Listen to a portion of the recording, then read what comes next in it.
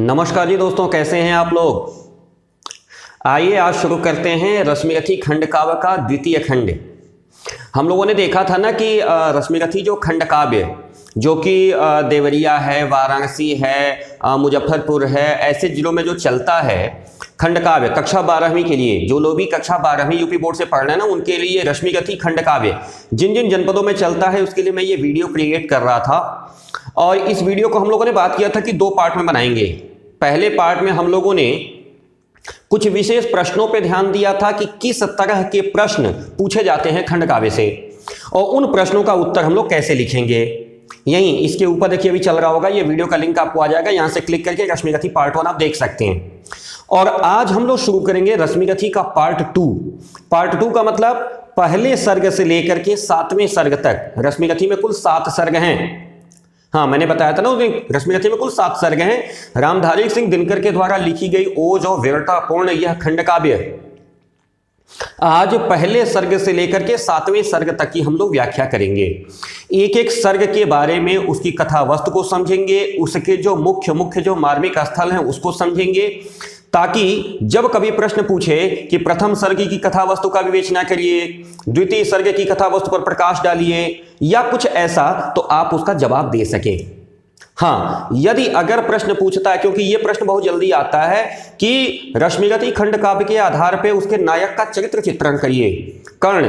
तो कर्ण का चरित्र चित्रण हम लोगों ने पहले वीडियो में कर रखा है, लिंक ऊपर आ जाएगा, अभी आपको बार-बार बीच बीच में मिलता रहेगा, वहां से क्लिक करके आप रश्मिरथी पार्ट 1 देख सकते हैं। तो ठीक है, आइए शुरू करता हूं। मैं Ravikant Mantrapathi, administrative officer, lecturer Hindi, Yug Nirman senior secondary school Deoria खास देवरिया। आप सभी को बहुत बहुत धन्यवाद करते हुए जिन लोगों ने बहुत ही कम समय में मुझे 10,000 सब्सक्राइबर प्राप्त होने का गौरव दिलाया है, इसके लिए मैं आप सभी का बहुत बहुत आभारी हूं। आप सभी का बहुत बहुत थैंकफुल हूं कि आप लोगों ने मुझे महज 8 महीने के प्रयास में 10,000 प्लस पहुंचाया है। ये सब आप लोगों का स्नेह, आप लोगों का प्यार है। मैं आप सभी को बहुत बहुत बधाई देता हूं। चलते चलते रिक्वेस्ट करता हूं कि जो लोग भी पहली बार हैं हमारे चैनल पे, प्लीज अगर संभव हो तो हमारे चैनल को सब्सक्राइब कर लीजिएगा, वीडियो अच्छा लगे लाइक कर लीजिएगा और अपने फ्रेंड्स को शेयर करिएगा, ताकि ज्यादा से ज्यादा बच्चों तक ये जानकारी पहुंच पाए। तो फिर आइए शुरू करते हैं बिना किसी भूमिका के, बिना कोई समय इन्वेस्ट किए। सबसे पहले हम शुरू करेंगे रश्मिरथी के प्रथम सर्ग की कथा। रश्मिरथी का प्रथम सर्ग क्या है? कर्ण का शौर्य प्रदर्शन। कर्ण ने अपनी वीरता का प्रदर्शन कैसे किया, चलिए शुरू करते हैं इस चीज को और उसको समझते हैं। जब रश्मिरथी लिखने बैठे ना रामधारी सिंह दिनकर, मैंने बताया था सन 1952 में लिखा था इन्होंने, जब भारत देश हमारा आजाद हुआ था। उस समय लोगों के मन में एक नवीन जागृति, एक नवीन चेतना का संचार भी करना था, इसका भी भान करके तब दिनकर ने ये खंड काव्य लिखा। अब लोगों के मन में इस बात की हताशा थी कि हमारा देश आजाद हुआ है और इसके बाद लोगों के मन में यह लग रहा था कि बंटवारा हो गया, तमाम सारे संसाधन छिन गए और हमारा ये चला गया, हमारा वो चला गया, हम कैसे अपने जीवन की शुरुआत करेंगे। तो लोगों के मन में एक नवीन चेतना का शुरुआत करने के लिए उन्होंने कर्ण जैसे महानायक को लिया कि देखो, जब कर्ण एक विपरीत परिस्थिति से उठ करके अपने आप को यहां तक पहुंचा सकता है, तो हम लोग तो भारत देश आजाद हो चुका है, सभी साधन संपन्न है। इस चीज को ध्यान में रख के इस खंड काव्य को पढ़िएगा। शुरू करते हैं। कहा रामधारी सिंह दिनकर ने, जैसे ही रामधारी सिंह दिनकर की कलम चली, पहली बूंद स्याही की गिरती है पन्ने पे, लिखते हैं जय हो। जय हो, जय क्यों हो? क्योंकि महाभारत का नाम है जय। महर्षि वेदव्यास ने जब महाभारत लिखा था तो महाभारत का नाम उन्होंने दिया था जय। महाभारत नाम तो बाद में पड़ा, उसका नाम है जय। कुछ विद्वान उसको जय संहिता कहते हैं। रामधारी सिंह दिनकर वहीं से शुरू करते हैं, कहते हैं जय हो। जय हो जग में जले जहां भी, अलंकार अनुप्रास, ज की बार बार आवृत्ति आ रही है। जय हो जग में जले जहां भी, नमन पुनीत अनल को। पवित्र अग्नि को नमन करता हूं इस संसार में चाहे जहां भी जल रही हो। मुझे ये पता नहीं कि मेरे घर में जल रही है, आपके घर में जल रही है, मेरे सीने में जल रही है, आपके सीने में जल रही है, मेरे चूल्हे में जल रही है, आपके चूल्हे में जल रही है, मेरे दीपक में जल रही है, आपके दीपक में जल रही है, कोई अंतर नहीं पड़ता, अग्नि जलनी चाहिए, है ना। दुष्यंत कुमार की एक गजल कभी आप लोग पढ़िएगा। मैं आपको इसलिए बता रहा हूं क्योंकि अब आप सेकेंड ईयर पार कर रहे हैं, इन सब चीजों को भी पढ़िए। बहुत अच्छे कवि हुए हैं दुष्यंत कुमार, कभी सर्च करिएगा गूगल पे मिलेंगे। हो गई है पीर पर्वत सी पिघलनी चाहिए, हो गई है पीर पर्वत सी पिघलनी चाहिए, इस हिमालय से कोई गंगा निकलनी चाहिए। महज हंगामा खड़ा करना मेरा मकसद नहीं, महज हंगामा खड़ा करना मेरा मकसद नहीं, मेरी कोशिश है कि यह सीरत बदलनी चाहिए। आज यह दीवार पत्तों की तरह हिलने लगी, आज यह दीवार पत्तों की तरह हिलने लगी, शर्त मेरी थी कि यह बुनियाद हिलनी चाहिए। और अंत में उन्होंने कहा, महज हंगामा खड़ा करना मेरा मकसद नहीं, मेरी कोशिश है कि ये सूरत बदलनी चाहिए। और फिर कहते हैं कि मेरे सीने में नहीं तो तेरे सीने में सही, मेरे सीने में नहीं तो तेरे सीने में सही, हो कहीं भी आग लेकिन आग जलनी चाहिए। ये दुष्यंत कुमार है। रामधारी सिंह दिनकर लिखते हैं, जय हो जग में जले जहां भी नमन पुनीत अनल को, जिस नर में भी बसे, जिस नर में भी बसे हमारा नमन तेज को बल को। हमारा नमन तेज को है, हमारा नमन बल को है, हमारा नमन किसी व्यक्ति को नहीं है। जिस व्यक्ति के अंदर पुरुषार्थ है, जिस व्यक्ति के अंदर तेज है, जिस व्यक्ति के अंदर सामर्थ्य है, उस व्यक्ति को नमन करते हैं। जिस नर में भी बसे हमारा नमन तेज को बल को। किसी वृंत पर खिले, किसी वृंत पर खिले पर नमस्य है फूल, किसी वृंत पर खिले पर नमस्य है फूल, सुधि खोजते नहीं गुणों का आदिशक्ति का मूल। फूल ना किसी भी डाल पे खिले वो नमस्कार के योग्य होता है। जो विद्वान लोग होते हैं ना, जो ज्ञानी लोग होते हैं ना, वो किसी भी व्यक्ति का जाति गोत्र और उसका परिवार नहीं देखते, बल्कि वो उसको गुणों को देखते हैं। गुणों का, उसकी शक्ति का आदि और मूल यानी उसका जड़ नहीं खोजते, वो गुणों की परीक्षा करते हैं और गुणों की प्रशंसा करते हैं। तो हम लोग फिर से अब यहां से रिपीट करेंगे कि रश्मिरथी शुरू होती है, जय हो जग में जले जहां भी नमन पुनीत अनल को, जिस नर में भी बसे हमारा नमन तेज को बल को, किसी वृंत पर खिले पर नमस्य है फूल, सुधि खोजते नहीं गुणों का आदिशक्ति का मूल। यह जो पढ़ा मैंने 4 लाइनें ना, ये समझिए ये पूरी की पूरी रश्मिरथी है। 4 लाइनों में पूरी की पूरी रश्मिरथी की कथा वस्तु उठा के रामधारी सिंह दिनकर ने रख दी कि इस पूरे संसार में जहां कहीं भी पवित्र अग्नि जल रही हो, मैं उसका नमन करता हूं। जिस व्यक्ति के अंदर तेज है, जिस व्यक्ति के अंदर सामर्थ्य है, जिस व्यक्ति के अंदर पुरुषार्थ है, उस तेज, उस पुरुषार्थ, उस बल को मैं नमन करता हूं। किसी भी डाली पर खिले फूल नमस्कार योग्य होता है, मैं डाली को नहीं बल्कि पुष्प को नमस्कार करता हूं। और जो विद्वान लोग होते हैं ना, वो गुणों का और शक्ति का जड़ यानी पैदा होने का स्थान नहीं खोजते, बल्कि गुणों और शक्ति की पूजा करते हैं, प्रशंसा करते हैं। कर्ण के साथ भी यही हुआ था। मैंने बताया था पहली कहानी में, जो इसके पहले वाला पार्ट चला था, उसमें हुआ क्या, यद्यपि वह सूर्य पुत्र था, सूर्य का पुत्र, लेकिन कहलाया क्या, सूत पुत्र। कारण माता की उपेक्षा। यह सूत पुत्र कहलाने की वजह से उसके जीवन में बड़े संघर्ष आए, लेकिन उसकी जो गुण थे, उसकी जो तेज था, उसके जो ओज था, उसकी जो विद्वत्ता थी, उसका जो पुरुषार्थ था, उसका जो सामर्थ्य था, उसने कर्ण को आगे बढ़ाया। इसीलिए कहा, सुधि खोजते नहीं गुणों का आदिशक्ति का मूल। यहीं से हम अपनी कहानी को शुरू करते हैं। प्रथम सर्ग के आरंभ में ही कवि कौन, रामधारी सिंह दिनकर ने अग्नि के समान तेजस्वी और पवित्र पुरुषों की पृष्ठभूमि बनाकर के कर्ण का परिचय दिया है। यही पृष्ठभूमि जो मैंने अभी अभी पढ़ा। कर्ण की माता कुंती, पिता सूर्य, लेकिन लोक मर्यादा की वजह से कुंती ने उसको मंजूषा में रख करके, संदूक में रख के बहा दिया। क्यों, कौमार्य अवस्था में उत्पन्न पुत्र, किसी भी लड़की को कुमारी अवस्था में अगर पुत्र उत्पन्न हो जाए तो समाज में उसकी कोई प्रतिष्ठा नहीं रह जाएगी। कुंती के साथ भी यही हुआ। कुंती ने उसको संदूक में रख करके नदी में बहा दिया। जाकर के वह संदूक राधा के हाथ लग गया, सूत की पत्नी राधा। सूत कौन, हस्तिनापुर का सारथी, जो रथ को हाँकता था, उसकी पत्नी के हाथ लग गया। उसको कोई पुत्र नहीं था, उसने इसी को अपना पुत्र मान लिया। लेकिन कर्ण का तेज और कर्ण का बल हमेशा उसके आगे आगे चला। एक बार की बात कि द्रोणाचार्य ने कौरवों और पांडवों के मध्य प्रतियोगिता रखी थी। मैंने बताया था पिछले वीडियो में भी। द्रोणाचार्य ने कौरव पांडवों के मध्य प्रतियोगिता रखी थी। शस्त्र कौशल का सार्वजनिक प्रदर्शन चल रहा था रंगभूमि में। सभी लोग, अर्जुन की जो बाण कौशल था, जो धनुष चलाने का जो कौशल था, जो योग्यता थी, उस मंत्रमुग्ध होकर के तालियां बजा रहे थे। लेकिन उसी सभा में कर्ण भी था। कर्ण को भी इस बात का भाई बालक है ना, भाई उस समय इतना बड़ा तो था नहीं कर्ण, 15-16 साल, 12 साल, 14 साल जो भी अवस्था रही हो, उस अवस्था में कर्ण के अंदर भी यह महत्वाकांक्षा थी कि मेरी कला का भी प्रदर्शन लोग देखें। बालक था, उसको इतना समझ में तो नहीं आया कि क्या हो रहा है, लेकिन स्वयं का उत्साह उसने सामने रख दिया। कहा आंख खोल कर देख कर्ण के हाथों का व्यापार। कर्ण भी कर सकता है, मैंने पिछली बार कहा ना कि अर्जुन ने जो जो किया वो सब मैं दिखला सकता हूं, और चाहे तो कुछ नई कलाएं भी सिखला सकता हूं। ये गर्भोक्ति थी। कहा आंख खोल कर देख कर्ण के हाथों का व्यापार, फूले सस्ता सुयश प्राप्त कर उस नर को धिक्कार। सस्ता सुयश प्राप्त करके जो फूल जाए ना, उस नर को धिक्कार है। अर्जुन को सीधे सीधे कहा कर्ण ने कि सस्ता सुयश प्राप्त करके, बहुत बड़ी तुम्हारी योग्यता नहीं है, उस योग्यता के बल पर जो तुम यहां जीत रहे हो। कर्ण की इस चुनौती से संपूर्ण सभा आश्चर्यचकित रह गई। तभी कृपाचार्य, अब कृपाचार्य को लगा कि इसको रोका कैसे जाए, तो तुरंत उससे पता पूछ दिए, नाम पूछ दिए, जाति पूछ दिए, गोत्र पूछ दिए। कर्ण का अभिमान, उसने कहा कि मैं सूत पुत्र कर्ण हूं। उसने अपने को साफ साफ सीधे सीधे बताया कि मैं सूत पुत्र कर्ण, राधेय मेरा नाम है।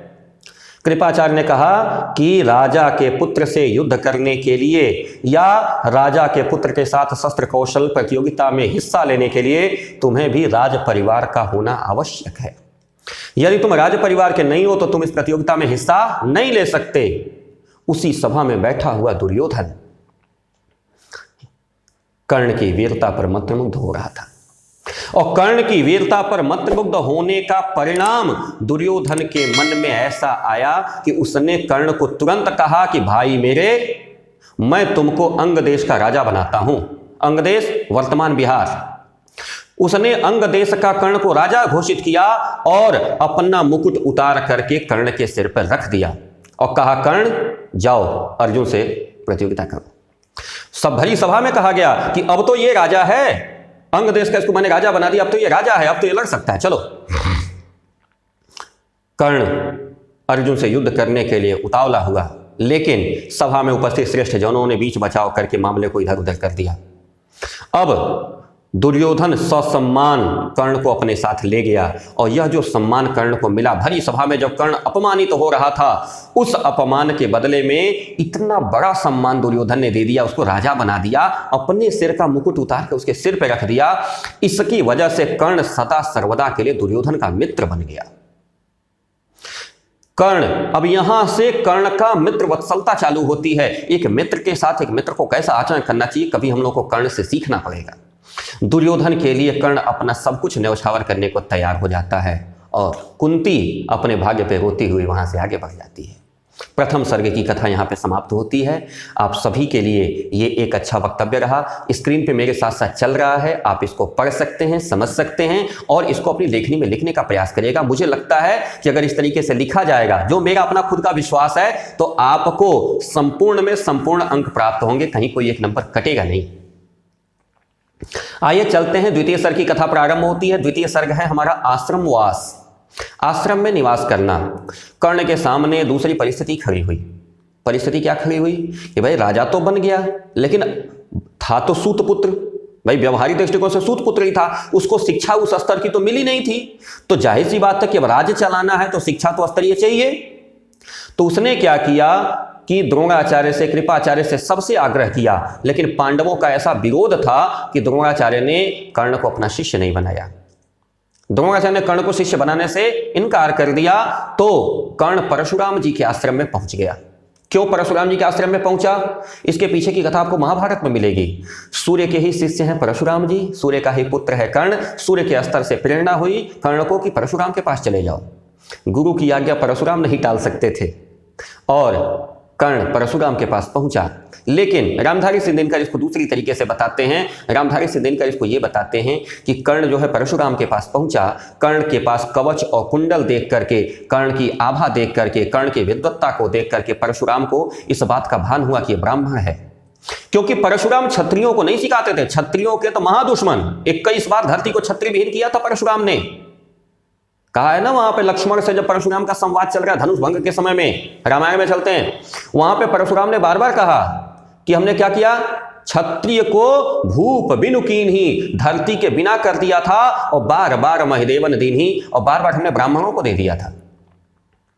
ठीक है, हमने कहा था कि क्षत्रियों को बार बार मार करके ये पूरी पृथ्वी ब्राह्मणों को हमने दे दी थी। ये परशुराम का वक्तव्य है। परशुराम क्षत्रियों को शिक्षा नहीं देते थे। कर्ण और परशुराम के बीच एक छोटा सा कॉन्फ्लिक्ट रह गया। परशुराम ने कर्ण को ब्राह्मण समझ लिया, शिक्षा प्रारंभ हो गई। संपूर्ण शिक्षाएं, यहां तक कि ब्रह्मास्त्र तक की शिक्षा परशुराम ने कर्ण को दी थी। लेकिन एक दिन का प्रसंग ऐसा उठा कि परशुराम कहीं से आए थे, थके हुए थे, कर्ण के जंघा पे सिर रख करके विश्राम करने लगे। पुत्रवत स्नेह के कारण कर्ण बैठा था, कर्ण के पैर पे अपना सिर रखे, तकिया लगाए और विश्राम करने लगे। तब तक एक जहरीला कीड़ा आया, कर्ण की जंघा को नीचे से काटने लगा। काटते काटते काटते काटते इतना ज्यादा काट दिया कि पर्याप्त रक्त बह निकला। वह रक्त जब परशुराम के कंधे पे टच हुआ तो परशुराम को अनुभव हुआ कि यार कुछ तो गड़बड़ है नीचे। उठे, देखे और देखने के बाद कर्ण से तुरंत परिचय पूछे। जैसे उनकी निद्रा टूटी, तुरंत उन्होंने परिचय पूछा कि यह अद्भुत सहन शक्ति यह ब्राह्मण में नहीं आ सकती, तुम ब्राह्मण नहीं हो। कर्ण ने हाथ जोड़ करके अपना वास्तविक परिचय बता दिया कि महाराज, मैं सूत पुत्र हूं। सूत यानी सारथी का पुत्र हूं। मैं अनुसूचित हूं, जो आज के हिसाब से देखा जाए तो, यानी मैं दलित हूं, मैं ब्राह्मण नहीं हूं। परशुराम का क्रोध, क्योंकि परशुराम है ना क्रोधी, क्रोध सबसे पहले उनको आता है और क्रोध बड़ा नुकसानदायक होता है। देखिए, कभी भी मैं आपको एक चीज़ बता दूं, यहाँ पे बात कर रहा हूँ तो बीच बीच में कुछ बातें आती हैं तो थोड़ा बहुत होना चाहिए। बहुत सारे लोग हमको कहते हैं कि सर आप बहुत अच्छे मोटिवेशनल स्पीकर हैं, मैं समझ नहीं पाता हूँ कैसे हैं। हाँ, बट इतना जरूर आपको बता दूं कि जब भी आपको क्रोध आवे तो कोई गंभीर निर्णय नहीं लेना चाहिए, सिद्धांत है। और जब आप बहुत ज़्यादा प्रसन्न हो, बहुत ज़्यादा खुश हो, तो किसी से कोई वादा नहीं करना चाहिए।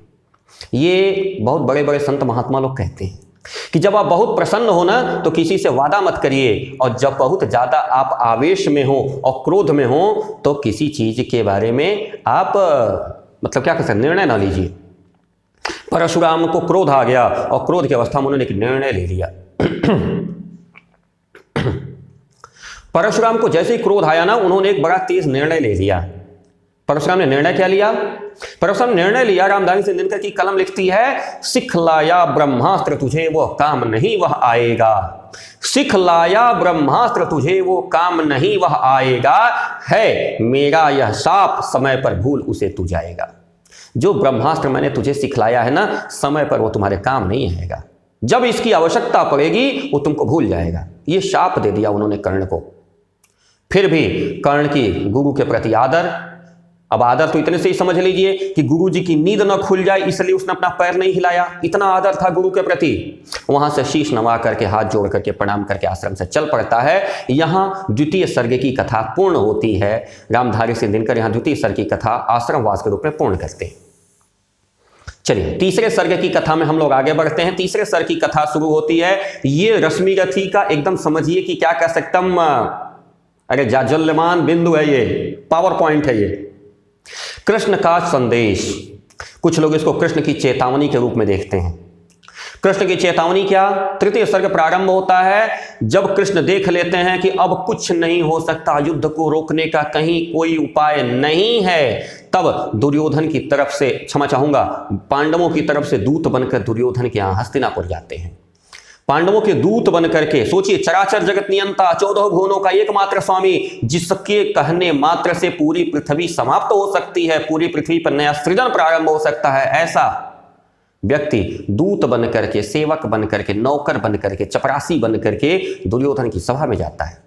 क्या जाता है? संधि का प्रस्ताव लेकर के। कभी इसको पढ़िएगा तृतीय सर्ग को। वर्षों तक वन में घूम घूम बाधा विघ्नों को, चूम चूम सहधूप घाम पानी पत्थर, पांडव आए कुछ और निखर।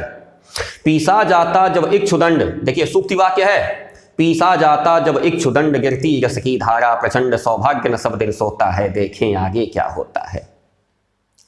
दुर्योधन को समझाने को, भीषण विध्वंस बचाने को भगवान हस्तिनापुर आए, पांडव का संदेशा लाए। देते हो दे दो 5 ग्राम, देते हो दे दो 5 ग्राम, रखो अपनी धरती तमाम, हम वहीं खुशी से खाएंगे, परिजन पर अस न उठाएंगे। हुआ क्या? कृष्ण की यह जो बात थी, यह जो संधि प्रस्ताव था कि केवल 5 गांव हमको दे दो, हम अपना चैन से रहेंगे, तुम पूरी धरती रखो, हम तुम्हारे पर कोई तलवार नहीं उठाएंगे, कहीं किस तरह का कोई युद्ध नहीं होगा। लेकिन है क्या? उसी में एक पंक्ति लिखा है रामधारी सिंह दिनकर ने, इसको भी आप अपनी कॉपी के पहले पन्ने पर नोट करिएगा लाल अक्षरों में, ताकि जब जब आप कॉपी को पलटें तब तक दिखाई दे। मैंने लिखा है, जब नाश मनुष्य पर छाता है, पहले विवेक मर जाता है। जब नाश मनुष्य पर छाता है, पहले विवेक मर जाता है। जब मनुष्य पर नाश छा जाता है ना, जब पत्ती गायब होने की स्थिति आ जाती है तो विवेक पहले समाप्त होता है। दुर्योधन वह भी दे न सका, कहा था ना 5 ग्राम दे दो। दुर्योधन वह भी दे न सका, आशीष समाज की ले न सका, उल्टे हरि को बांधने चला। उल्टे हरि को बांधने चला, जो था असाध्य साधने चला। अब आप बताओ, अब आप कोई आपके सभा में आया है, हाथ जोड़ के आपसे अपनी बात कह रहा है और आप कह रहे बांध लो इसको। यही गलती रावण किया था हनुमान जी को, बांध लो इसको। हुआ ना बांध लो, इसके बाद को क्या हुआ? पूरी लंका गई। नहीं बांधा होता तो लंका बच गई होती, केवल अशोक वाटिका उजड़ रही थी, उतने से काम निकल गया होता। लेकिन हनुमान जी को बांधने का मतलब यह हुआ कि पूरी लंका फुकवा लिया अपना। यहां भी दुर्योधन वही कर रहा है, उल्टे हरि को बांधने चला, जो था असाध्य साधने चला। अब असाध्य साधन करने चला भगवान कुपित होकर बोले, भगवान कुपित होकर बोले, डगमग डगमग दिग्गज डोले। दिशाओं के हाथी डगमगा गए। जब कोप शुरू हुआ तो भगवान खड़े हो गए, कहे तू मुझे बांधने आया है, तू मुझे बांधने आया है, जंजीर बड़ी क्या लाया है? यदि मुझे बांधना चाहे मन तो पहले बांध अनंत गगन। अंबर में कुंतल जाल देख, पद के नीचे पाताल देख, मुट्ठी में तीनों काल देख, मेरा स्वरूप विकराल देख। यह स्थिति बनी। आगे की लाइनों में भगवान ने दुर्योधन को सब कुछ समझा दिया, दिखा दिया। यह देख महाभारत का रण, यह देख भविष्य देख अपना, यह देख महाभारत का रण संघर्ष हुआ जिसमें भीषण मृतकों से पटी हुई भू है, पहचान कहां इसमें तू है, खोज। थी सभा सन्न, पूरी सभा सन्न हो गई थी सभा सन्न, सब लोग डरे, केवल 2 नर न अघाते थे। सिर्फ 2 लोग उस सभा में ऐसे थे जो इस बात को समझ रहे थे। कारण क्या? उनके पास विवेक था। थी सभा सन्न, सब लोग डरे, केवल 2 नर न अघाते थे। कौन? धृतराष्ट्र, विदुर सुख पाते थे। सिर्फ 2 लोग ऐसे थे जो सुख पा रहे थे। यह तृतीय सर्ग है कहानी का। रश्मिरथी का तीसरा सर्ग, कौरवों से जुए में हारने के कारण पांडवों को 12 वर्ष का वनवास, 1 साल का अज्ञातवास भोगना पड़ा। 13 वर्ष की अवधि व्यतीत करके पांडव अपने नगर इंद्रप्रस्थ पहुंचते हैं। पांडवों की ओर से भगवान श्री कृष्ण संधि का प्रस्ताव लेकर कौरवों के पास जाते हैं। वहां पे कृष्ण ने कौरवों को बहुत तरीके से समझाया, मैंने अभी पढ़ा थोड़ी देर पहले, लेकिन दुर्योधन ने संधि का प्रस्ताव ठुकरा दिया और उल्टे कृष्ण को बंदी बनाने का प्रयास किया। बंदी बनाने का प्रयास क्या हुआ? दुर्योधन के न मानने पर कृष्ण ने कर्ण को समझाया कि अब तो युद्ध निश्चित है, परंतु उसे टालने का एक ही मात्र उपाय है। क्या? तुम इनका साथ छोड़ करके पांडवों के साथ चले आओ, क्योंकि पांडव तुम्हारे अपने सगे भाई हैं। तुम इस भारी विनाश को रोक सकते हो, सिर्फ तुम्हारे अंदर यह सामर्थ्य है। कृष्ण उसको बताते हैं कि तुम कुंती पुत्र हो। कर्ण तुरंत पूछ पड़ता है, देखिए कर्ण, कहा आप आज हमको समझा रहे हैं कि मैं कुंती पुत्र हूं? जिस दिन भरे रंगभूमि में मेरा अपमान हो रहा था, उस दिन आप मुझे समझाने क्यों नहीं आए? उस दिन क्या कर रहे थे? क्या उस दिन आपको नहीं लगा कि मेरा अपमान हो रहा है, वहां जाके बता दे कि नहीं ये भी राज परिवार का पुत्र है? उस दिन तो आप गायब थे। उस दिन मुझे स्नेह, उस दिन मुझे सम्मान, उस दिन मुझे आदर, उस दिन मुझे पद, उस दिन मुझे प्रतिष्ठा दुर्योधन ने दिलवाई थी। हाँ, एक बात मैं आपसे जरूर कहूंगा कि यह बात जो आज आप मुझसे कह रहे हैं कि मैं कुंती पुत्र हूं, यह बात जाके युधिष्ठिर से मत कह दीजिएगा। क्यों? युधिष्ठिर धर्मराज है। यदि युधिष्ठिर को यह बात पता चल गई कि मैं कुंती पुत्र हूं, तो मुझको अपना बड़ा भाई मानते हुए वह अपना पूरा का पूरा राज्य, जो उनका हक, जो उनका अधिकार है, वो सब कुछ वो मुझे सौंप देंगे। और यदि उन्होंने अपना राज्य, अपना अधिकार मुझे सौंपा, तो मैं दुर्योधन के इस मित्रता की वजह से इतना ऋणी हूं कि धरती की है क्या विसात, इस धरती की है क्या विसात, आ जाए अगर बैकुंठ हाथ, उसको भी न्यौछावर कर दूं, कुरुपति के चरणों में धर दूं। ये मेरी मजबूरी है। कृष्ण इस बात को समझिएगा कि यदि कदाचित आपने युधिष्ठिर को बताया और युधिष्ठिर ने अपना राज्य मुझे दिया, तो मैं उस राज्य को उठा करके कुरुपति यानी दुर्योधन के दे दूंगा, और ये अनुचित हो जाएगा, दुर्योधन को नहीं मिलना चाहिए। यह कर्ण भी जानता है। बस इतना कह करके प्रणाम करके कर्ण कृष्ण को वहां से चला जाता है। यहां पे जाकर के तृतीय सर्ग की कथा संपूर्ण होती है। इस कथा में एक चीज मैं जो समझाना चाहूंगा, इस इसको समझिएगा कि इस सर्ग की कथा में जहां कृष्ण के महान कूटनीतिक होने, महान नीतिवान होने और अलौकिक शक्ति संपन्न होने की जहां विशिष्टता दृष्टिगोचर होती है, वहीं कर्ण के अंदर सच्ची मित्रता, मित्र के प्रति कृतज्ञता के बहुत अच्छे गुण दिखाई देते हैं। इतना ही नहीं, यहां आके पता चलता है कि कर्ण केवल शक्तिशाली नहीं है, कर्ण नीतिज्ञ भी है, कर्ण ज्ञानवान भी है, कर्ण विवेकी भी है। आइए हम लोग चलेंगे अब चौथे सर्ग की कथा में। चौथे सर्ग की जो कथा है ना, वो कथा कर्ण के चरित्र को और ऊपर उठाती है। वो है कर्ण के महादान की कथा। कर्ण महादानी था। पहले वीडियो में हम लोगों ने पढ़ा था ना कि कर्ण महादानी था।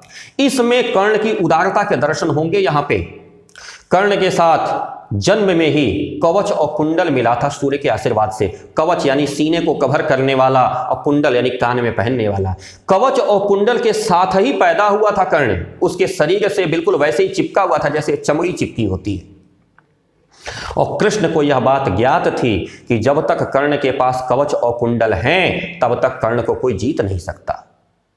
उन्होंने देवताओं के राजा इंद्र से आग्रह किया, ब्राह्मण का वेश बना करके कृष्ण कर्ण के पास पहुंचे और उसकी दानशीलता का परीक्षण करने के क्रम में उससे कवच और कुंडल मांग लिए। यद्यपि कर्ण ने छद्म वेशधारी इंद्र को पहचान लिया, कर्ण ने पहचान लिया कि यह साधारण ब्राह्मण नहीं है, ये तो इंद्र भगवान है, तथापि उसने अपने कवच और कुंडल दान में दे दिए। और कर्ण के इस दान ने इंद्र के मन को बहुत साफ कर दिया। इंद्र का सिर लज्जा से स्वयं झुक गया, ग्लानि से उनका मुख स्वयं काला पड़ गया। लिखते हैं रामधारी सिंह दिनकर वहां पे, अपना कृत्य विचार कर्ण का कर्तव्य देख निराला। इंद्र सोच रहे हैं, अपना कृत्य विचार कर्ण का कर्तव्य देख निराला, देवराज का मुखमंडल पड़ गया ग्लानि से काला। ग्लानि से आंखें झुक गईं और इंद्र वहां पर बहुत प्रशंसा किए कर्ण की। कर्ण के महादानी होने के, कर्ण के पवित्र होने के, कर्ण को सुधी होने का बहुत सारा प्रशंसा किए, बहुत सारी व्याख्या की है। उन्होंने कर्ण को महादानी, महासुधी, महाविद्वान, महाविवेकी बताया और स्वयं को उन्होंने वहीं पे प्रवंचक, कुटिल और पापी कहा है। इंद्र ने, रामधारी सिंह दिनकर की लेखनी के माध्यम से मैं बता रहा हूं कि स्वयं को उन्होंने महापापी, महाकुटिल और महाछली कहा है। वहीं कर्ण को उन्होंने सुधी, विवेकी, ज्ञानवान और नीतिज्ञ बताया है। और कर्ण को एक बार प्रयोग में आने वाली अमोघ एक अग्नि शक्ति प्रदान की है। शक्ति का नाम है एक अग्नि। हाँ, लेकिन यह है कि वो एक बार भी चलेगी, लेकिन जहां चलेगी वो सामने जो कोई भी होगा उसकी इहलीला समाप्त कर देगी। ऐसा उस शक्ति का प्रभाव था। यहां पर आकर के चौथे सर्ग की कथा पूर्ण होती है। कर्ण जानता है कि हमको इंद्र छलने आए हैं, लेकिन जानबूझ करके ठगा जाता है और उसका स्वयं का ठगा जाना उसके चरित्र को और ऊपर उठा देता है। कर्ण के महादानशीलता के दर्शन होते हैं। चौथा सर्ग पूर्ण होता है। पांचवें सर्ग में चलेंगे। पांचवें सर्ग की कथा कहता है माता की विनती। कुंती, इस सर्ग का आरंभ होता है कुंती की चिंता से। कुंती इस कारण चिंतित है कि रण में मेरे पुत्र और अर्जुन परस्पर युद्ध करेंगे। कारण यह है क्योंकि अर्जुन से ही टकराव हुआ था कर्ण का रंगभूमि में, और वहीं से कर्ण का जो प्रबल दुश्मन है वह अर्जुन है। कर्ण और अर्जुन परस्पर युद्ध करेंगे, यह सोच करके रात के एकांत में कुंती अकेले कौरवों के शिविर में जाती है कर्ण से मिलने। कर्ण उस समय संध्या कर रहा था। आहट पा करके कर्ण का ध्यान टूट जाता है। कुंती को प्रणाम करके उनका परिचय पूछता है। कुंती पूरा परिचय बताती है कि बेटा, तू सूत पुत्र नहीं, मेरा पुत्र है। तेरा जन्म मेरी कोख से तब हुआ था जब मैं अविवाहिता थी। मैंने लोक लज्जा के भय से ऐसा ऐसा कार्य कर दिया था, परंतु अब मुझे यह सहन नहीं होता कि मेरे ही पुत्र एक दूसरे के समक्ष आकर के युद्ध करें। अतः मैं तुझसे प्रार्थना करती हूं कि अपने छोटे भाइयों के साथ मिल जाओ और इस युद्ध की विभीषिका से हम सभी को बचा लो। कर्ण हाथ जोड़ करके कुंती के पैरों में बैठ जाता है और कहता है, माता, मुझे अपने जन्म के बारे में सब कुछ ज्ञात हो चुका है। भाई, जिसको कृष्ण ने आके बता दिया उसको लौकिक व्यक्ति क्या बताएगा। कहा, मुझे सब कुछ पता चल चुका है, लेकिन मां, मैं दुर्योधन का साथ कभी नहीं छोड़ सकता। असहाय कुंती कहती है कि तू सबको दान देता है ना बेटा, एक दान मुझे भी दे दे। कहा, मां, तुम जो कहोगी मैं तुम्हें दे दूंगा। अर्जुन के बारे में बात नहीं करना। मैं तुमको एक नहीं 4 पुत्र दान में देता हूं। कर्ण कहा कि चाहे मैं चाहे अर्जुन दोनों में से कोई एक भी रहेंगे तो तुम्हारे 5 रहेंगे मां। मैं युधिष्ठिर जी, भीम जी, नकुल जी और सहदेव जी को नहीं छूऊंगा। मैं अर्जुन को छोड़ के तुम्हारे चारों में से किसी पुत्र पे बाण नहीं चलाऊंगा। और यदि युद्ध में मैंने अर्जुन को मार दिया तो मैं भले ही विजय दुर्योधन का होगी, लेकिन मैं उसका साथ छोड़ के मैं तुम्हारे पास आ जाऊंगा। ये देखिए वक्तव्य कर्ण का। कहा कर्ण ने, यदि बाई दबे कोई ऐसा कारण बना और अर्जुन अगर मारा गया तो मैं दुर्योधन का साथ छोड़ के तुम्हारे पास आ जाऊंगा, तब भी तुम 5 पुत्रों की माता रहोगी। और यदि मैं मारा गया तो अर्जुन तुम्हारे पास है ही। कुंती निराश मन से लौट आती है और कर्ण की क्या स्थिति बनती है? रामधारी से दिनकर की कलम चलती है, लिखते हैं, हो रहा मौन राधे चरण को छूकर। हो रहा मौन, शब्द नहीं निकल रहे हैं कर्ण के। मां को पाया है ना पहली बार जीवन में, जीवन में पहली बार उसने अपनी मां को पाया है। क्या उसके मन में कष्ट है, क्या उसके मन की वेदना है, समझने का प्रयास करिएगा। कहता है, हो रहा मौन राधे चरण को छूकर, 2 बिंदु अश्रु के दृगों से गिरे छूकर। हो रहा मौन राधे चरण को छूकर, 2 बिंदु अश्रु के गिरे दृगों से छूकर। बेटे का मस्तक सूंघ बड़े ही दुख से, कुंती लौटी कुछ कहे बिना ही मुख से। बेटे का मस्तक चूम करके, पैरों में बैठा है, पैर बेटे का मस्तक चूम करके कुंती भारी मन से बिना कुछ कहे वहां से लौट पड़ती है। 5वें सर्ग की कथा पूर्ण होती है। यहां देखिए कर्ण का मां के प्रति आदर, सम्मान, लेकिन फिर भी मित्रता सामने आने पर मित्रता का सम्मान, यह कर्ण के व्यवहार में दृष्टिगोचर होता है। 6वें सर्ग की कथा प्रारंभ होती है शक्ति परीक्षण। कर्ण को सेनापति जिस दिन बनाया जाता है हमारे कौरवों की सेना का, युद्ध से आहत भीष्म शरशैया पे पड़े हुए हैं। कर्ण उनसे आशीर्वाद लेने जाता है कि हे पितामह, मुझे सेनापति नियुक्त कर दिया है दुर्योधन ने। भीष्म पितामह सरसैया पे पड़े हुए हैं, सीधे सीधे मना करते हैं, कहते हैं कि कर्ण युद्ध को विराम घोषित कर दो, बहुत हो गया, युद्ध विराम घोषित कर दो, युद्ध आगे न बढ़ाओ। कर्ण नहीं मानता, भीषण युद्ध प्रारंभ हो जाता है। कर्ण अर्जुन को युद्ध के लिए ललकारता है, लेकिन कृष्ण की कूटनीति, कृष्ण अर्जुन का रथ कर्ण के सामने लाते ही नहीं, क्योंकि कृष्ण जानते हैं कि कर्ण के पास अमोघ एक अग्नि है, अगर चल पड़ी तो अर्जुन को बचाने वाला कोई नहीं है। इंद्र ने दिया है, देवताओं के राजा इंद्र ने अमोघ एक अग्नि दी है उसको दानशीलता के बदले में। कृष्ण जानते थे कि अगर एक अग्नि चली तो अर्जुन को कोई बचाने वाला नहीं है। कृष्ण जानबूझ करके अर्जुन का रथ कर्ण के सामने ले नहीं जाते, बल्कि भीम के पुत्र घटोत्कच को कर्ण के सामने उतार देते हैं। घटोत्कच और कर्ण के बीच बड़ा भीषण युद्ध होता है और घटोत्कच उसके बाद कौरवों की सेना का महासंहार प्रारंभ करता है। संहार नहीं, महासंहार। जिधर घटोत्कच मुड़ जाता है उधर की सेना समाप्त। ये स्थिति थी। दुर्योधन व्याकुल हो गया, खलबला करके वहां से चिल्ला पड़ा कर्ण से, कहा हे वीर, वीर संबोधन लिया कर्ण के लिए, कहा हे वीर, बिलपते हुए सैन्य का अचिर किसी विधि त्राण करो, जब नहीं अन्य गति आंख मूंद एक अग्नि का संधान करो। हे वीर, ये पूरी सेना को मार रहा है, कोई जब उपाय नहीं बचा है, एक अग्नि का संधान करो, मारो इसको। घटोत्कच के लिए अरिका मस्तक है दूर, अरि संबोधन लिया अर्जुन के लिए कि अर्जुन का मस्तक भले दूर है, अरिका मस्तक है दूर, अभी अपनों की शेष बचाओ, तो अभी जो मर रहे उनको तो बचाओ, जो मरण पास है परा प्रथम उससे तो हमें छुड़ाओ, तो जो मरण पास लेकर के घूम रहा है पहले उससे तो हमको छुड़ाओ, अर्जुन जब आएगा तो देखा जाएगा। दुर्योधन के इस आग्रह को कर्ण टाल नहीं पाता है और एक अग्नि का संधान कर देता है। भाई मित्रता है, दुर्योधन ने कह दिया कर्ण को करना है। जैसे ही दुर्योधन ने कहा हे वीर, बिलपते हुए सैन्य का किसी विधि त्राण करो, जब नहीं अन्य गति आंख मूंद एक अग्नि का संधान करो, अरिका मस्तक है दूर, अभी अपनों के शीश बचाओ, तो जो मरण पास है परा प्रथम उससे तो प्रथम छुड़ाओ। तो यह आग्रह दुर्योधन का आदेश मान करके कर्ण एक अग्नि उठाता है और घटोत्कच पे चला देता है। घटोत्कच मारा जाता है और जैसे ही घटोत्कच मारा जाता है कृष्ण के मन में प्रसन्नता होती है कि अर्जुन का जीवन बच गया। यद्यपि इस विजय से कौरव सेना बहुत खुश है।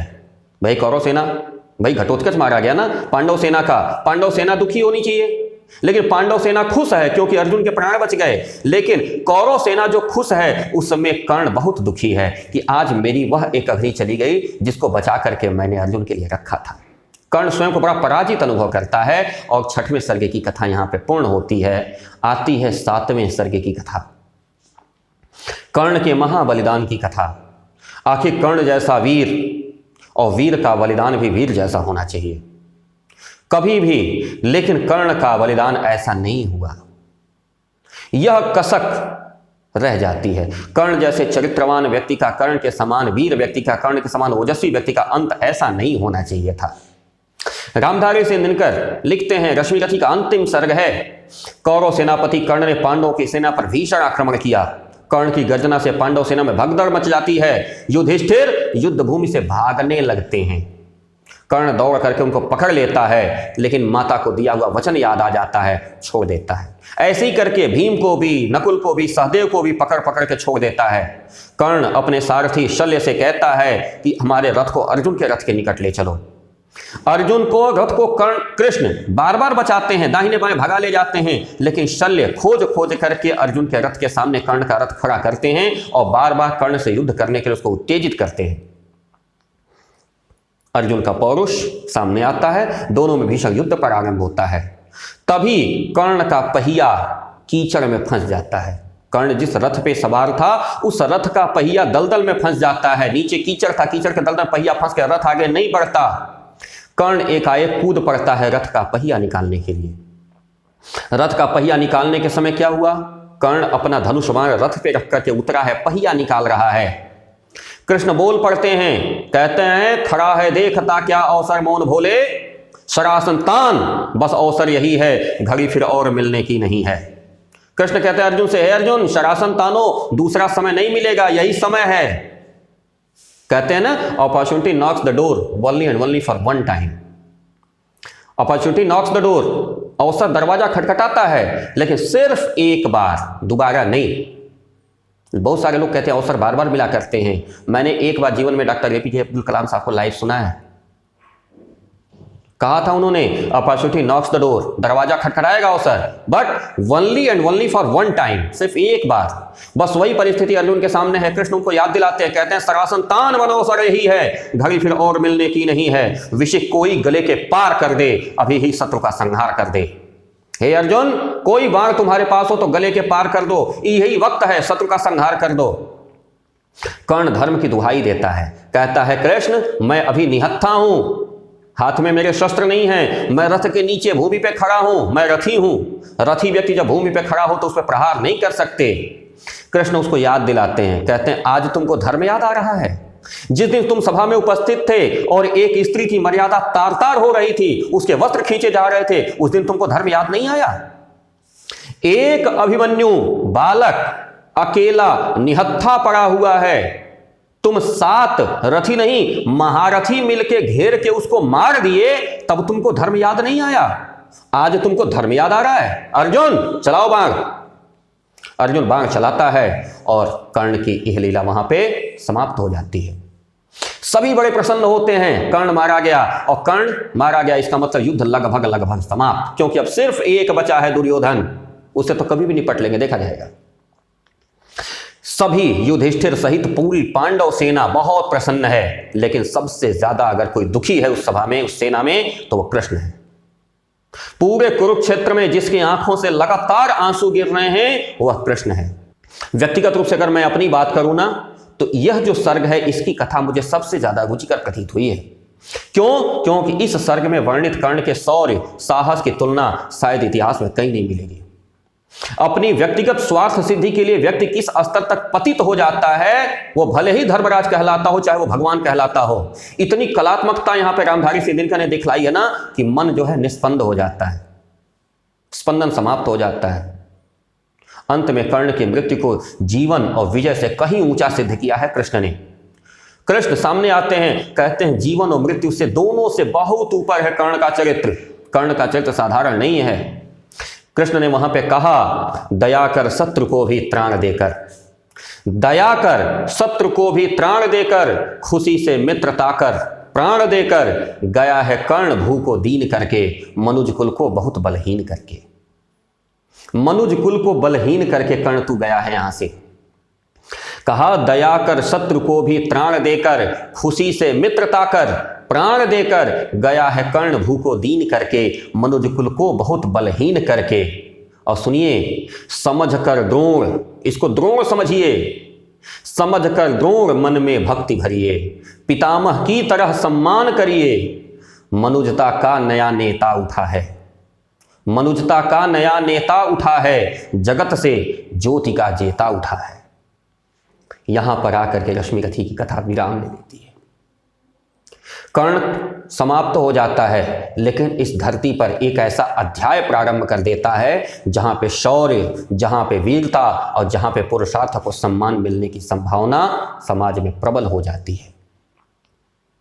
तो ये रहा बंधुओं, रश्मिरथी खंडकाव्य यहाँ पे आके पूर्ण होता है। मुझे आशा और विश्वास है कि कथा आपको पसंद आएगी, आपको हर एक सर्ग की कथा वस्तु लिखने में आनंद आएगा और पात्रों का चरित्र चित्रण करने में भी आसानी मिलेगी।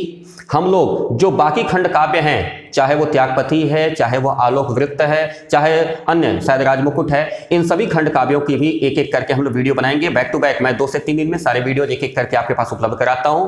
आप लोग अपना स्नेह प्रदर्शन हमारे साथ लगे रहिए, पढ़ते रहिए, मस्त रहिए। कहीं कोई दिक्कत आती है हमें भेजिए, मैं उसको सॉल्व करता हूं। चलिए फिर चलते हैं, तैयारी करते हैं अगले वीडियो की। आप रविकांत के साथ थे, administrative officer, lecturer Hindi, Yug Nirman senior secondary school Deoria, खास देवरिया। और एक बार फिर से सभी प्रशंसकों का, जिन्होंने मुझे भी 10,000 के पार पहुंचाया है सब्सक्राइबर्स की संख्या में, सभी का बहुत बहुत धन्यवाद करते हुए मैं यहां पे विश्राम लेता हूं। तैयारी करते हैं अगले वीडियो की। नमस्कार, सत श्री अकाल, जय।